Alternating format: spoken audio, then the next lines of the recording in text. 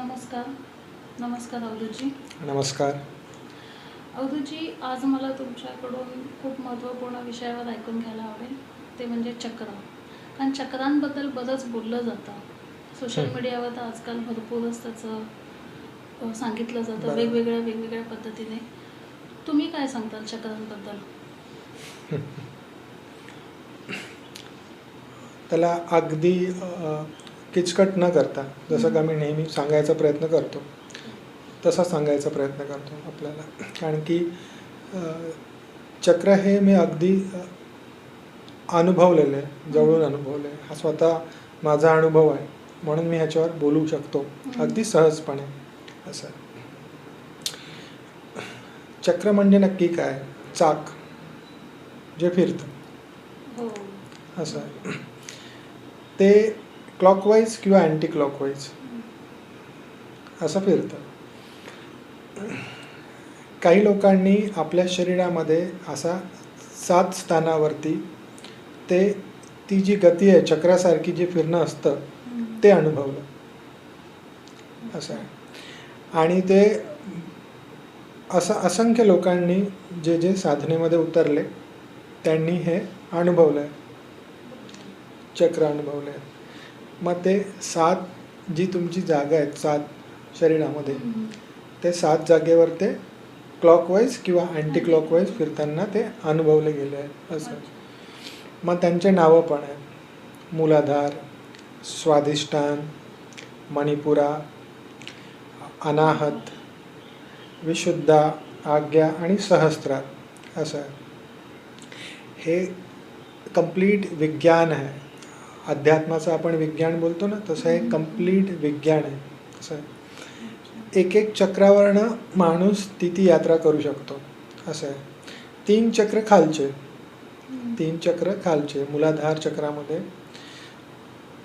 पहिलं आपण चक्र काय हे समजून आपण घेऊया पहिली गोष्ट. नंतर मग त्यांचं काम काय त्याच्यावर आपण बोलू शकतो, मला असं वाटतं. चक्र हे मनुष्याने अनुभवले आहेत आपल्या स्वतःमध्ये. असं आहे. 7 जागी. आणि ज्यांनी ते अनुभवलं त्यांनी तेच सांगायचा प्रयत्न केला. मग त्याचा डाटा जो असतो आपल्याकडे भेटला की सगळ्यांचं म्हणणं हेच आहे. असं आहे. पण मग काही विशिष्ट लोकांनी चक्राबद्दल सांगितलं आहे. अध्यात्मामध्ये अगदी प्रत्येकाने चक्राबद्दल सांगितलं नाही आहे. गौतम बुद्धांनी चक्राबद्दल काहीच सांगितलं नाही आहे जास्त. असं आहे. अशा अनेक परंपरा आहे जिथे चक्राबद्दल सांगितलं नाही गेलं. मग असं आहे का त्यांना चक्रच माहीत नव्हते? असा काही प्रकार नाही आहे. असं आहे की जेव्हा माणसाचा विकास होतो, मनुष्याचा आध्यात्मिक विकास होतो, तो जेव्हा स्वतःचं अध्ययन करतो आणि ती जी ऊर्जा असते त्याला कुंडलिनी म्हणतात, ती फर्स्ट चक्रामध्ये, मूलाधार चक्रामध्ये झोपलेली असते. असं बोलतात. ती जी ऊर्जा असते, ती जी ऊर्जा जागृत होते, तीच ऊर्जा लाईफ फोर्स आहे, तीच लाईफ फोर्सला कुंडलिनी बोलतो. ती ऊर्जा जेव्हा वर जाते, वर जाते. आता वर जाते म्हणजे तुमचं प्रत्येक स्तर ते चेंज करते. First, second, third. जशी ती वर जाते तसं तुमचं बोलणं, चालणं, वागणं, विचार करणं सगळं बदलत जातं. ती प्युरिफाय करत जाते, त्या चक्राला गती देत जाते. ते चक्र गतिमान होत जातं. मग 4थ्या चक्राच्या वरती तर अजून आध्यात्मिक अनुभव आपल्याला व्हायला लागतात. असं आहे. पण ज्याला चक्रामध्ये अधिक अडथळे आहेत, जी ऊर्जा जेव्हा वरती जाते, प्रवाहमान जेव्हा होते, वरती जाते, तेव्हा ज्या चक्रामध्ये अडथळे जास्त आहे ते चक्र आपल्याला जाणवायला लागतं. म्हणजे तुमच्यामध्ये जर काही अडथळे असेल तेव्हा ते चक्र जाणवतं असं? हां, असं आहे. म्हणजे कसं आहे, आता मी काय बोललो की काही लोकांनी चक्राबद्दल बोललंच नाही गेलं आहे. काही याच्यामध्ये चक्राबद्दल अगदी ज्ञान उपलब्ध आहे. आपण जर अध्यात्मामध्ये बघू, एक आपण भक्ती आहे.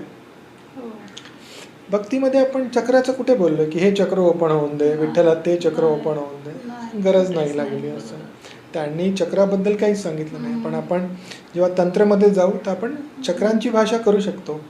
असं आहे. मग हे नक्की काय? हम्म.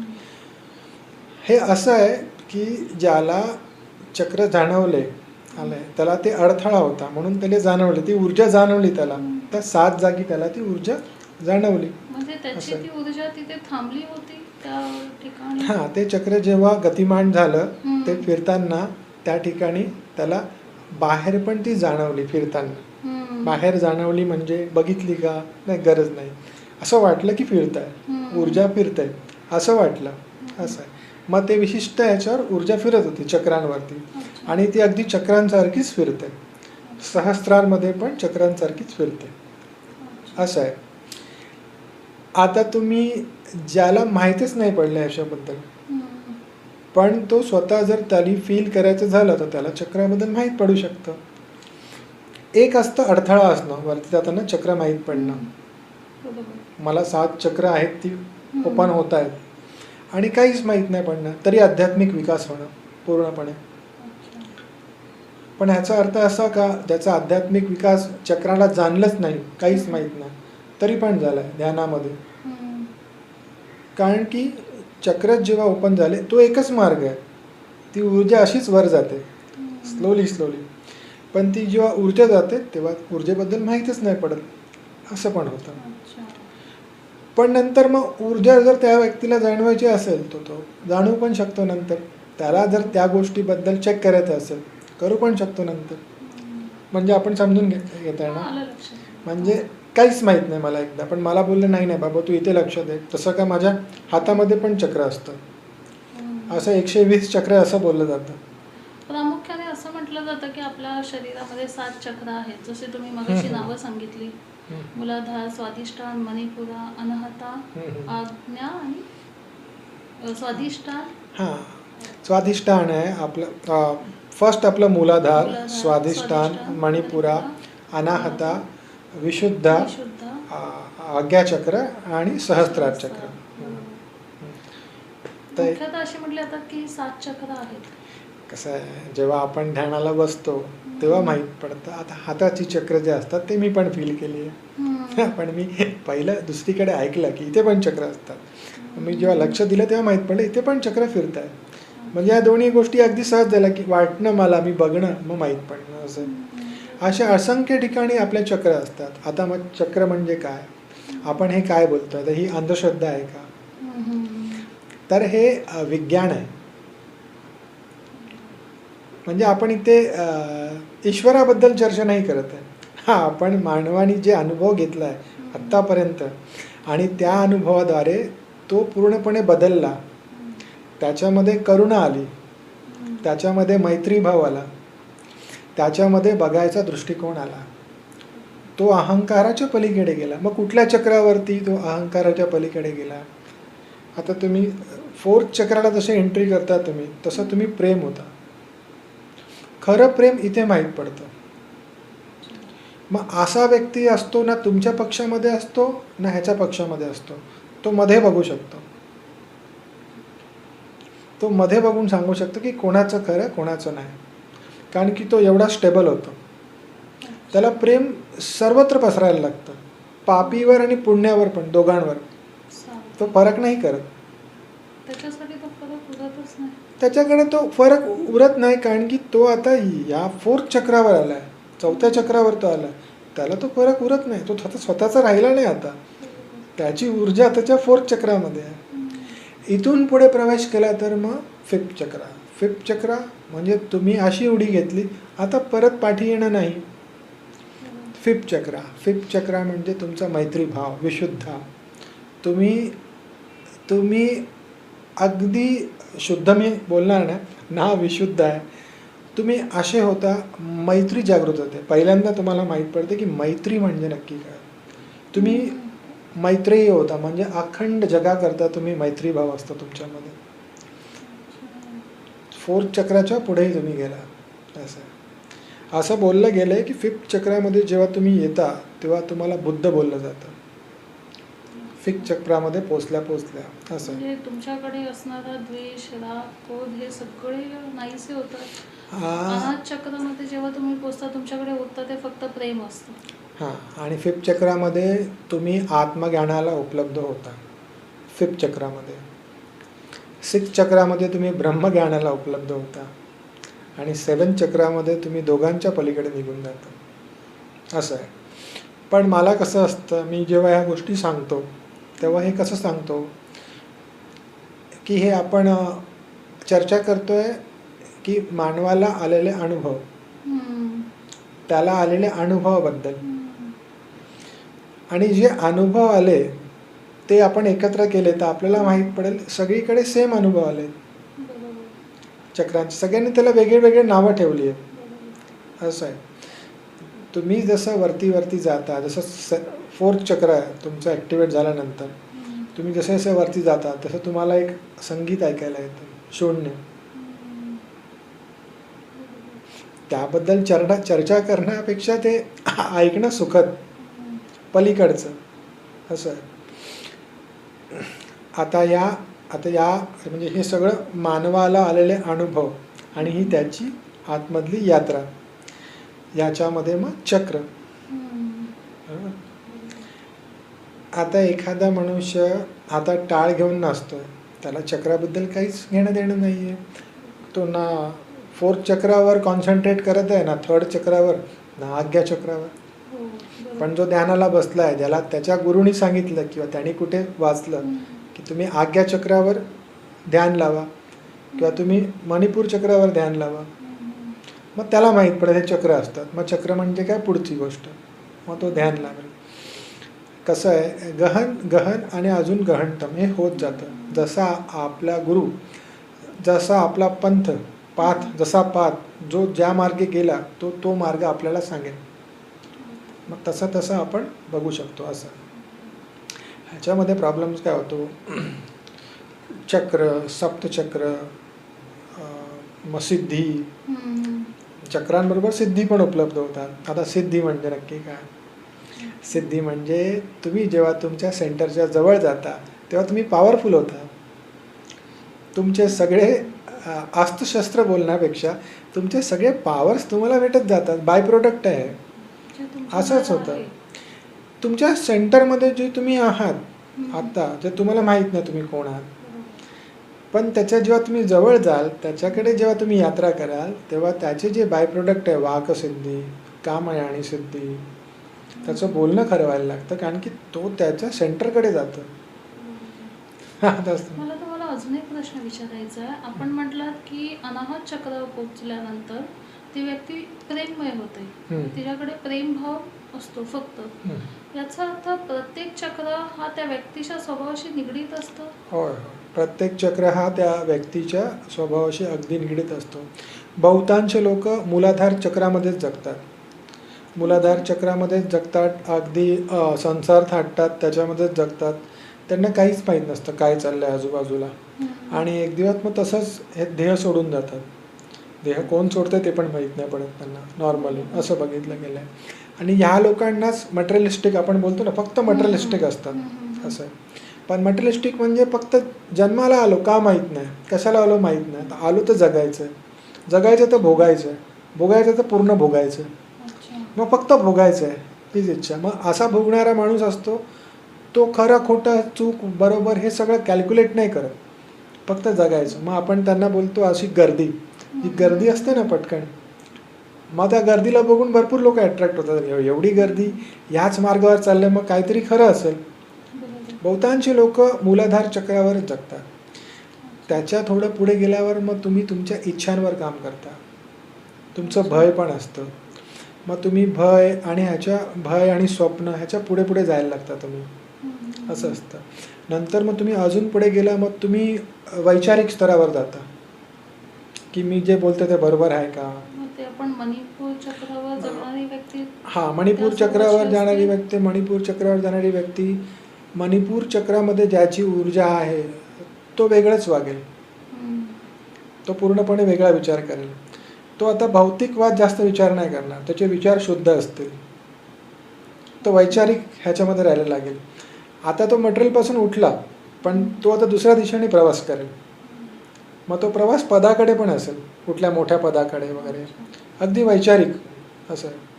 कसं आहे, डीपमध्ये मी अर्जुन ह्याच्यावर बोलू शकतो, पण एक एक चक्रावर आपण किती डीप जाणार त्याचं. त्याच्यामुळे त्याचे कलर्स पण आले. मग कलर्स म्हणजे त्याला नक्की काय, अक्षर पण दिले गेलेली त्याला आहेत अद्याक्षर पण प्रत्येक दिले. कसं चक्राला. आहे, जो जो या गोष्टींच्या आत गेला तेवढा डीपमध्ये त्याला माहीत पडलं. तरी मला असं वाटतं अजून डीपेस्ट भरपूर गोष्टी आहेत.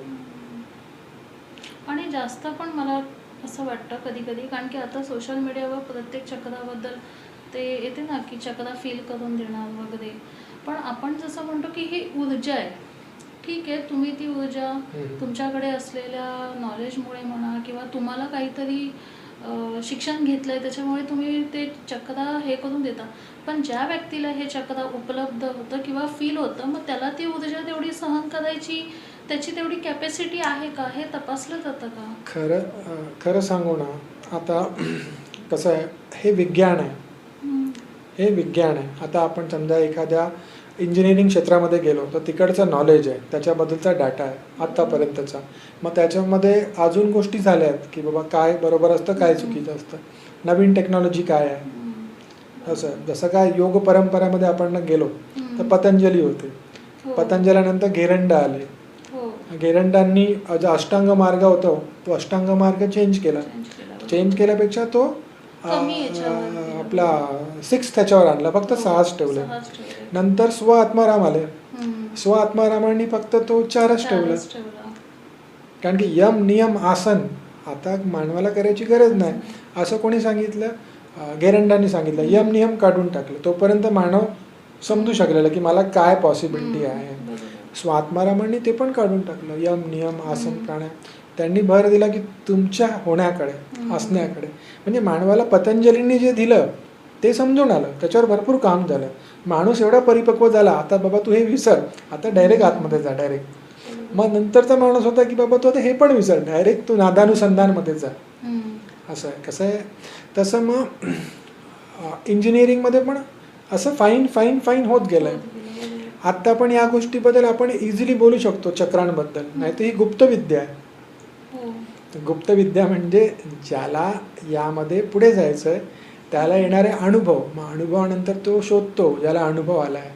मग खरा गुरु किंवा खरा ज्याला अनुभव आला आहे तो त्याला भेटेल आणि तो सांगेल त्याला की बाबा रे हे नॉर्मल असतं, बाबा हां हे असं असतं.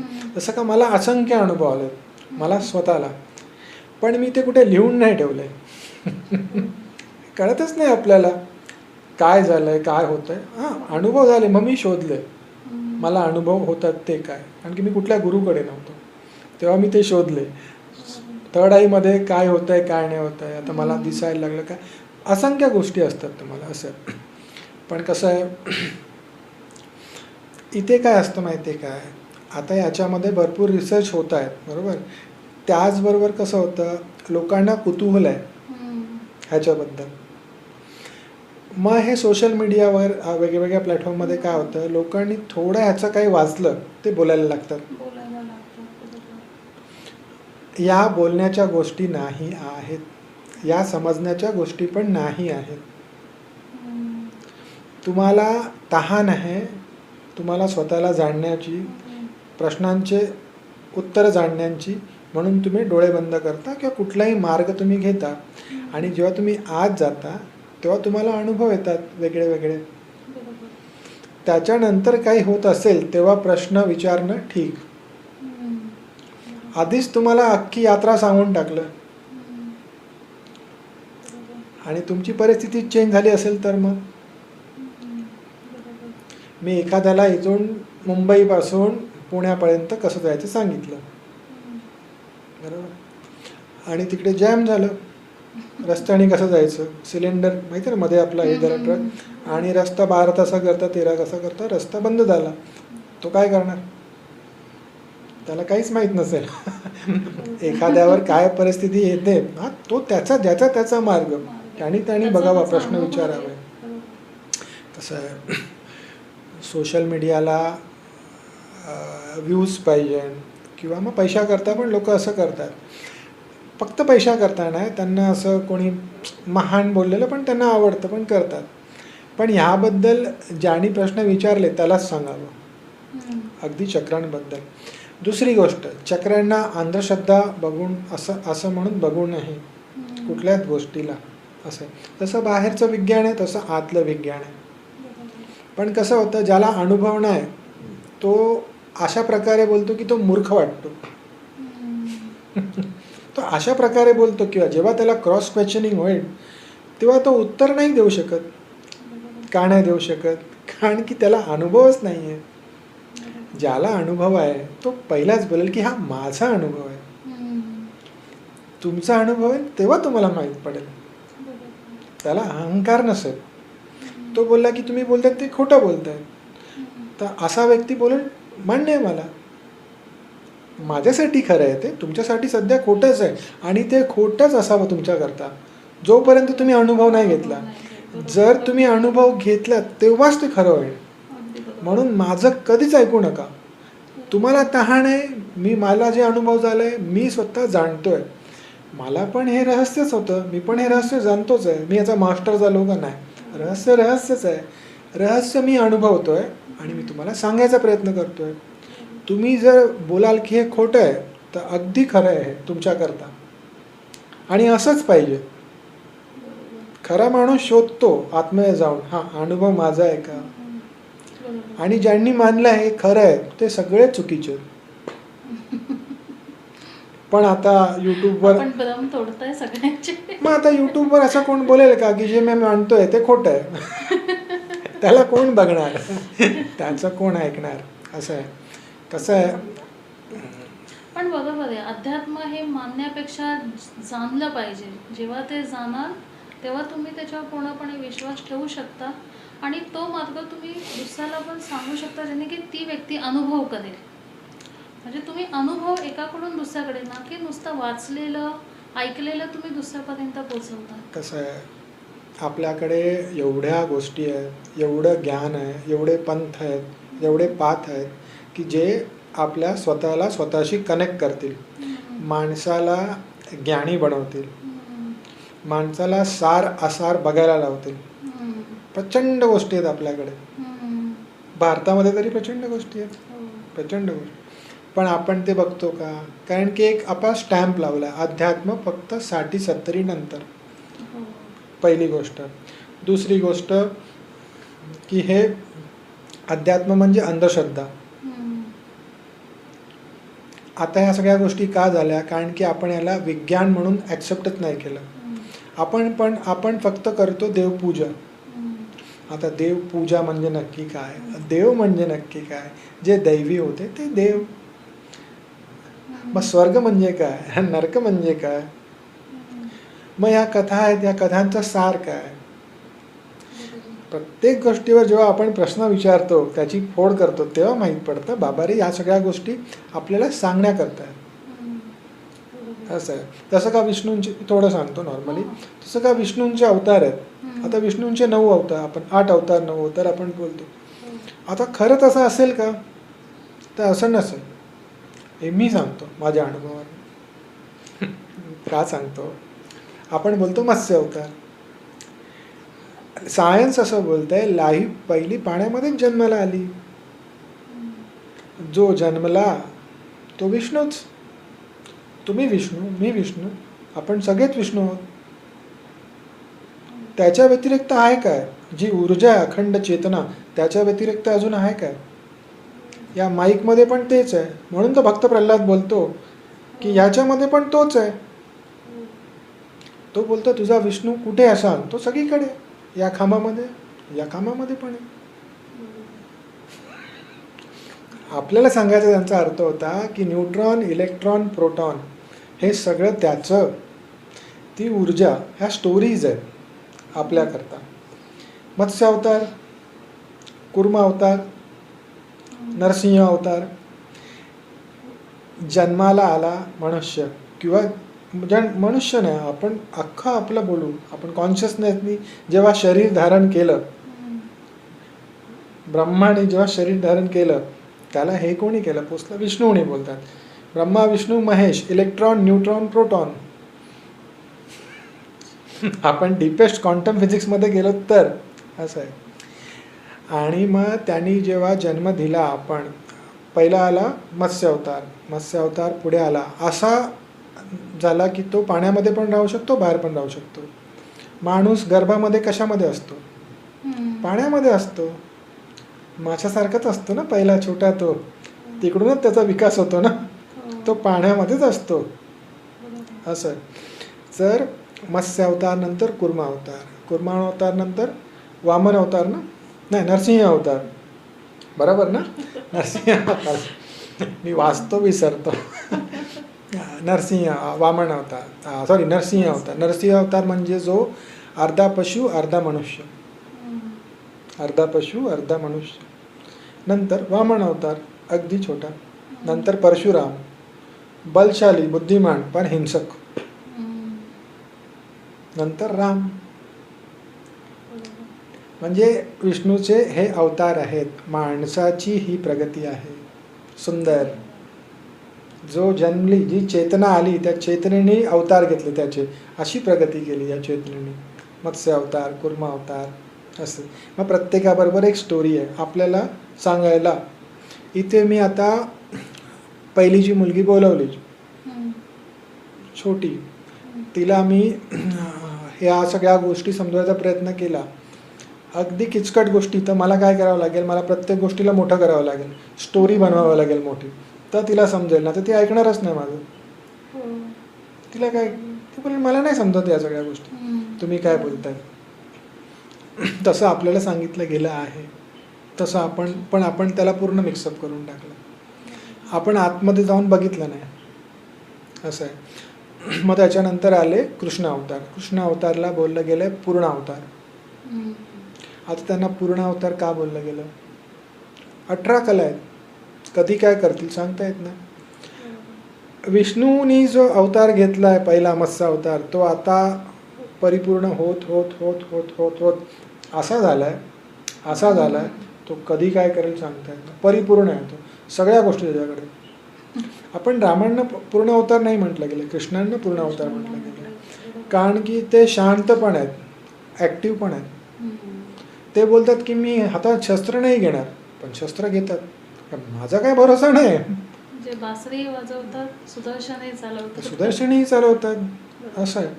आता त्यांनी युद्ध पण केलं आणि कोणच नाही मरू शकत हे पण सांगितलं. तुम्ही युद्ध थांबवू शकता ना डायरेक्ट, इंटरफिअर नाही करू शकत, तुमचं आयुष्य. तसं झालं तर निसर्गाने पूर्ण इंटरफिअरच केलं असतं ना. सांगायचा अर्थ काय, आता मी एवढं सगळं का बोलतोय, कसं आहे, अध्यात्माला आपण चुकीच्या पद्धतीने घेतो, चुकीच्या पद्धतीने बघतो, त्यामध्ये काय होतो, त्यामध्ये गोंधळ होतो समजायचा. जे जे तुम्हाला सांगितलं गेलंय त्याबद्दल प्रश्न उठवा. एका प्रश्नाला पकडा आणि आत जा, उत्तरं भेटतील, मग ज्ञान भेटेल तिकडे. मग माहीत पडेल आपण किती म्हणजे फक्त बाहेरचं बघतोय आपण, आतमध्ये जे लपून ठेवलं आहे ते आपण बघत नाही. निसर्गाचं पण कसं असतं, फणसाच्या आतमध्ये फणस असतो, बाहेर थोडी फणस असतो. केळीच्या आतमध्ये केळी असते ना, वरती तर हे असतं लपवलेलं असतं ना. नारळाच्या आतमध्ये पाणी असतं, ते फोडावं लागतं ना. तसं आपल्याला पण तसंच दिलं गेलं आहे, हे कोडेट करून दिलं गेलेलं आहे ज्ञान, प्रत्येक ज्ञान. आता आपल्यावरती आपण बोलू ना हेच बरोबर. नारळ म्हणजे तो नारळ नाही, खोबरं म्हणजे नारळ, आतमध्ये फोडून ते पिऊन तर बघा पाणी. आपण काय करतो, बाहेरच बोलतो ना हे असं आहे, मग समजून येत नाही आपल्याला. हे तर कडक आहे, हे तर खाण्यायोग्य पण नाही, करवंटी ती वरची कवच.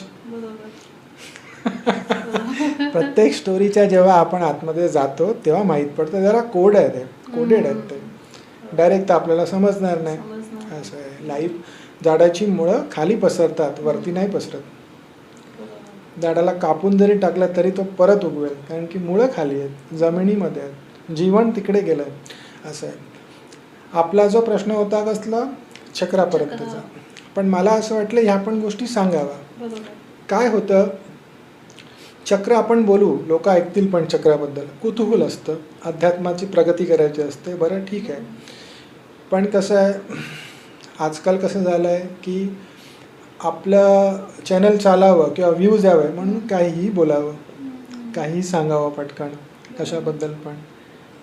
असं कोण बोलणार आहे की जे मी बोलतोय ते खोटं आहे, जोपर्यंत तुमचं ते होत नाही तोपर्यंत बरोबर. असं कोणी नाही बोलत. असं आहे. म्हणून आपण इथे फसतो.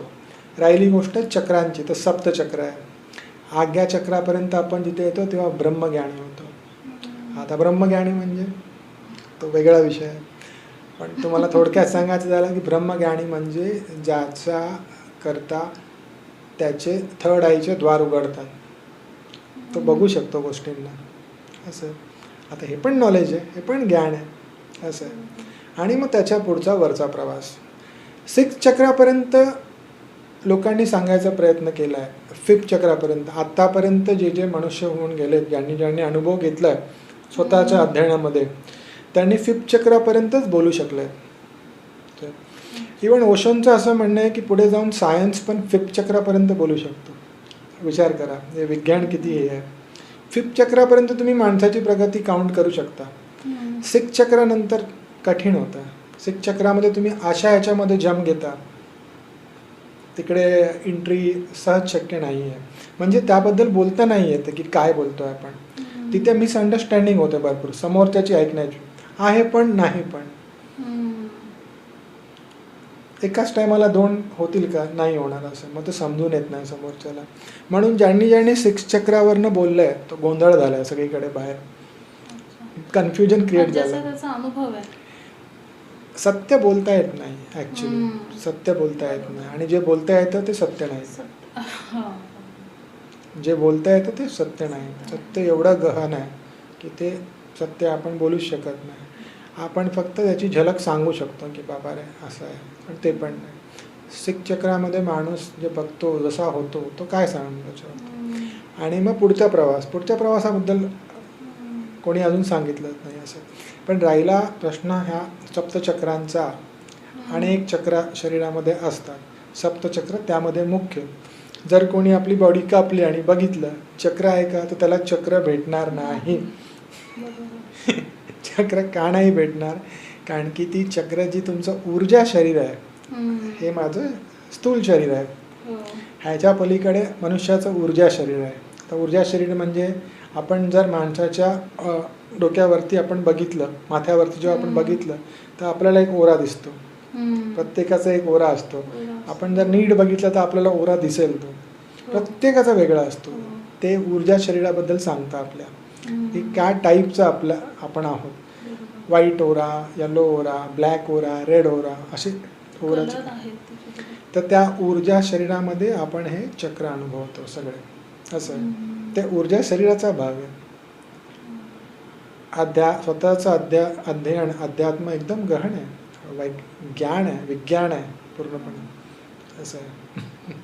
खूप सुंदर माहिती दिली आपण. मला वाटतं याच्या पुढेच आपल्याला पण म्हटलं की चक्र आम्ही फील करून देतो. तर मुळात पहिला प्रश्न आपल्याला आला पाहिजे हा की चक्र ओपन म्हणजे नक्की का, चक्र का ओपन करायचे आणि कशासाठी नक्की, म्हणजे त्याचं अर्थ आणि ते ओपन करण्यामागचा उद्देश मला वाटतं बेस मेन बघितला पाहिजे.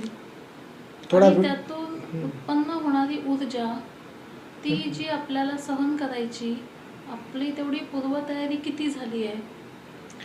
आता तुम्ही हा जो प्रश्न उचलला, थोडा व्हिडिओ मोठा होईल आपला, पण ठीक आहे. आपण जो प्रश्न उचलला त्याची तयारी वगैरे, म्हणूनच मी सांगतो ना, आपण अशा ठिकाणी प्रवास करत आहेत ज्याचं आपल्याला काहीच माहीत नाही आहे. असं आहे. मग तिकडे काय पाहिजे ना आपल्याला? तहान पाहिजे, श्रद्धा पाहिजे. तहान तरी पाहिजे ना अशी की मला बाबा पाणी भेटायलाच पाहिजे. पण ही स्वतःहून जेव्हा तहान निर्माण होईल तेव्हा त्याचा उद्देश हे होईल. पण तसं नाही होत ना. मुळात काय होतं की आम्ही देतो पाणी, तुम्ही या. तुकाराम महाराजांनी जेव्हा घरी बघितलं, आई वडील वाईफ, त्यांचा लहानका मुलगा, पण सगळे जेव्हा गेले, दुष्काळामध्ये जेव्हा सगळे गेले, तेव्हा त्यांनी मृत्यूला अगदी जवळून बघितलं. तेव्हा त्यांना असं वाटलं की बाबा काहीच नाही ठेवलं याच्यामध्ये. म्हणजे आपण ज्यांच्यावर प्रेम करतोय, एक एक जातोय, भले जातो कुठे ते पण माहीत नाही, जातो का ते पण माहीत नाही. मग आपण जे प्रेम करत होतो, आपण जे आपलं म्हणत होतो, त्याला काहीच किंमत नाही का? जग असं का, हे असं का? ती तहान, त्याच्यानंतर मिटलेले डोळे, आणि तो बोध की मला तहान आहे, मला जाणायचं. त्याच्यामध्ये ती नचिकेता अग्नी ती प्रज्वलित होणार. की मला जाणायचं आहे, ते वैराग्य, मला जाणायचं त्या गोष्टी, त्याच्यातनं झालेला अनुभव. बरोबर. हा असा आहे का की बाबा मला हे हार्ट ओपन करायचं आहे, ते ओपन करायचं आहे, हे बॅलन्स करायचं आहे चक्र. बरोबर. वरवर बोलणं होऊ शकतं, तुम्ही वरवर तुम्हाला फील करू शकता, तुम्ही त्याला तुम्ही हील करायचं वाटू शकता. पण मला असं वाटतं की हा प्रवास स्वतःचाच आहे, आपल्या आतमधलाच आहे, त्याला तेवढी तहान लागते. आणि कसं आहे, कमर्शियल त्याला तुम्ही जर करतात, आजकाल कसं आहे प्रत्येक गोष्ट कमर्शियल झाली आहे. रेखी बोला, सगळंच कमर्शियल झालं. अगदी प्रेम, आपुलकी, बंधू प्रेम असतं, बंधू भाव असतो जो, तो पूर्णपणे असा नाहीसा होत आहे.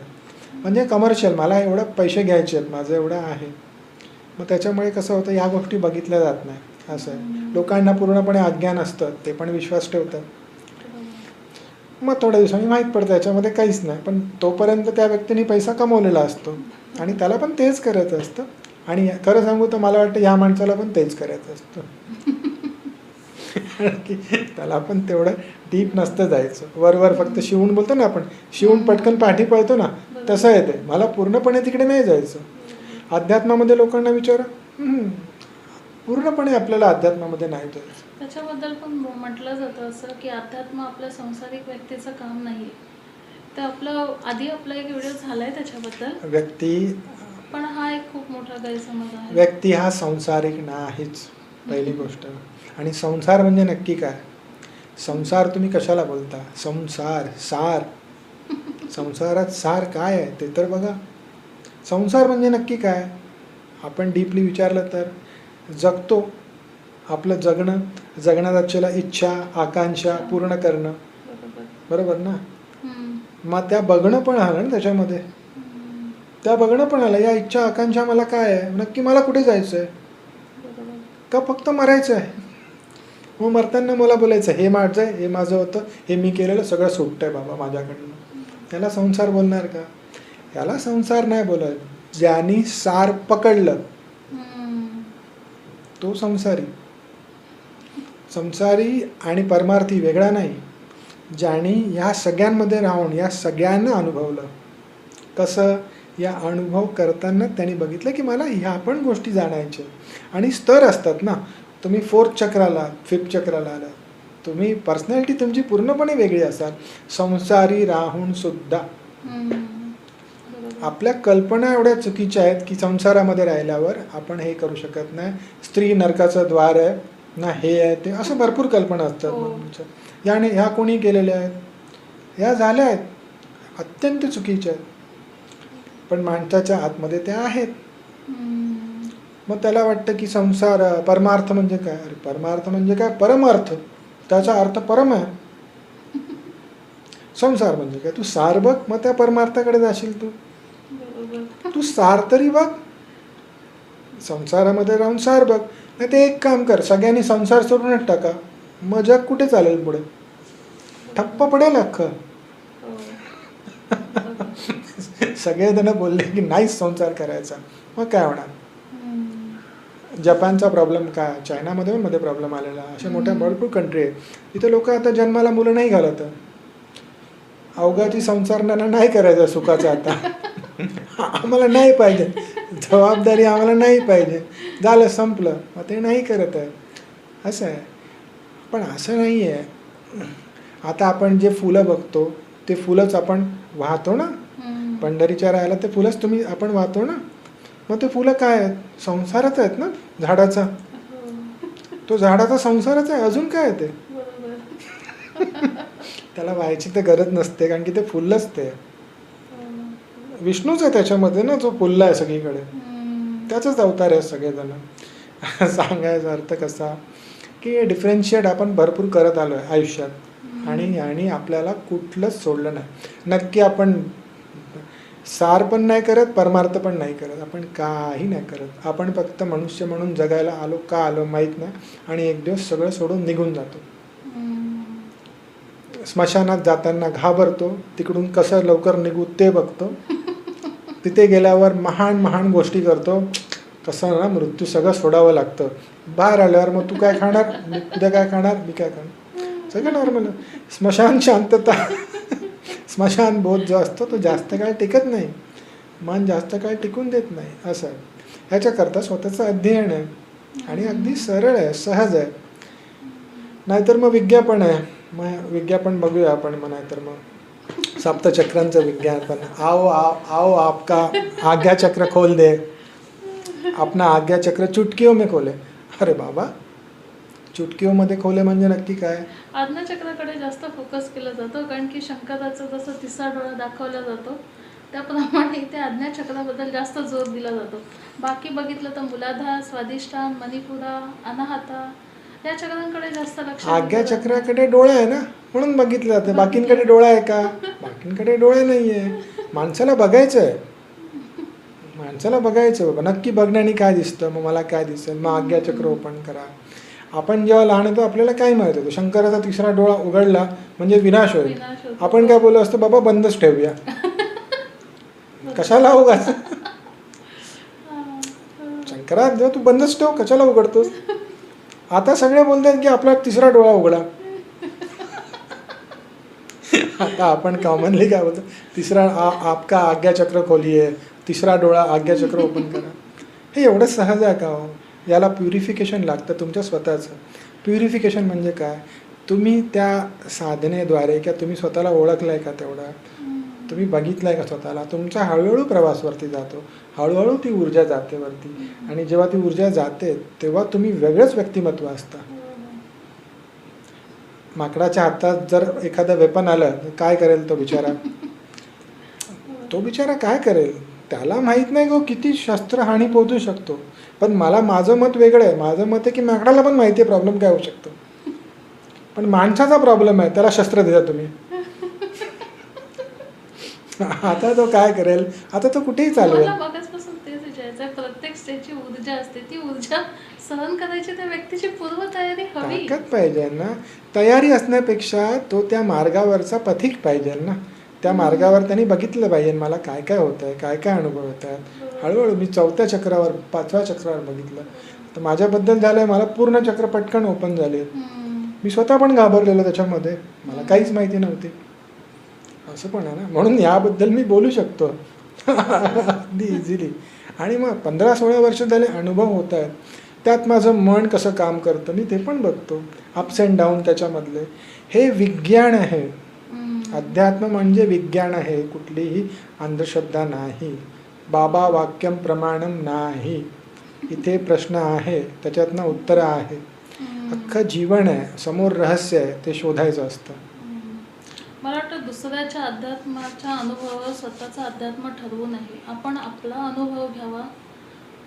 आपला अनुभव जो मार्ग दाखवेल त्या मार्गावरून पुढे जाऊन आपण आपला अनुभव घ्यावा. हां, म्हणजे हे कसं आहे, 3D आपण पिक्चर बघायला जातो ना तेव्हा 3D चष्मा कारण की देतात. प्रत्येकाला एक भरपूर मार्ग सांगितलेत आपल्याकडे. भक्ती मार्ग आहे, योग मार्ग आहे, पतंजलींनी वेगळा मार्ग सांगितला. प्रत्येकाला वेगवेगळा मार्ग आहे. ज्याचा जो मार्ग ज्याच्यासाठी सुखकर आहे, योग्य आहे, तो त्या त्या मार्गावर जाऊन हां, जेवढे व्यक्ती आहेत ना आपल्याकडे तसे मार्ग आहेत त्यांना. मार्ग आहे. तेच. प्रत्येक व्यक्तीचा चेहरा वेगळा, जगणं वेगळं. तो कुठून आलाय, त्याला काय सहज पडेल. वारकरी संप्रदायांच्या बाजूला जो जातो तो भजन ऐकेल वगैरे, त्याला ते भक्ती मार्ग इझी पडेल. काहींनी ज्ञान ऐकले, त्याला वाटेल नाही मला नाही करायचं, मला ध्यान मार्गी व्हायचं. काहीला वाटेल काहीतरी टेक्निक यूज करावं. काहींना वाटेल की आपण ऊर्जा जागवावी माझ्या स्वतःतली, मग तो योग करेल, तंत्र करेल. साधा भक्ती मार्ग जरी घेतला तरी त्याच्यात 9विधा भक्ती आहे. त्यातही वेगवेगळे प्रकार आहेत. हां, मग म्हणजे कसं आहे, आपण जे बोलतात ना तेच ह्याच्याकरताच एवढे मार्ग निघाले. आपल्याला गोरखधंदा हा शब्द माहिती आहे का? गोरखधंद्याबद्दल आपण मी बोललो आहे ना. गोरखधंदा हा शब्द म्हणजे नक्की कसा निघाला? गुरु गोरक्षनाथांनी जेव्हा अनेक टेक्निक्स काढल्या, माणसाच्या आतमध्ये जायच्या अनेक टेक्निक शोधून काढल्या, त्यांच्यानंतरच सगळी संत परंपरा आहे. गुरु गोरक्षनाथांनंतर जेव्हा त्यांनी अनेक टेक्निक्स काढल्या आणि शिष्यांना एवढ्या टेक्निक्स दिल्या की स्वतःच्या आतमध्ये कसं पोचायचं, बघ एवढे मार्ग आहेत, तू स्वतःच्या आतमध्ये प्रयोग करू शकतो स्वतःमध्ये तू. मग कधी कधी काय व्हायचं, कुठला शिष्य एकाच वेळी हा प्रयोग तो प्रयोग तो प्रयोग तो प्रयोग करत असायचा, एकाच वेळी अनेक प्रयोग. मग दुसरा कोण बोलला, अरे तू काय करतोयस, मग ते काय गोरखधंदा करतोयस तू, ते असं झालं. म्हणजे अनेक प्रयोग एकाच वेळी करणं म्हणजे त्याला ते, वेगळं रूप दिलं. मग त्याला गोरखधंदा बोललं गेलं. मग आपण आज कोणी काय वाईट चुकीचं काम करतोय, तरी गडबड त्यालाही करतो, आपण ते बोलतो नाव दिलं. गोरखधंदा. तो गोरखधंदा म्हणजे नक्की काय? अरे गोरखनाथांनी सांगितलेलं, तो त्याचा प्रयोग एकाच वेळी भरपूर प्रयोग करतोय, तो बिचारा फसतो त्याच्यामध्ये, म्हणून त्याला बोलले की तू गोरखधंदा करतोय. आपण भरपूर शब्द तोडून टाकले, स्वार्थीचा अर्थ पण तसाच केलाय. कसं आहे, आधीच हा व्हिडिओ मोठा झालाय, आपण त्याला अजून मोठा करू असं होणार ते. आपण नेक्स्ट वेळेला बोलू शकतो. पण चक्राबद्दल मला असं वाटतं, नक्की नक्की. कोणाला काही प्रश्न असतील तर त्यांनी विचारावे. चक्राबद्दल अगदी विचारायचं असेल तर आपण बोलू शकतो. पण अगदी खरा अनुभव असेल किंवा जाणून घ्यायचा असेल तेव्हाच. असं आहे. खूप सुंदर चर्चा झाली आपली. धन्यवाद. खूप खूप धन्यवाद. आपण धन्यवाद. खूप सुंदर माहिती दिली. धन्यवाद. धन्यवाद. धन्यवाद.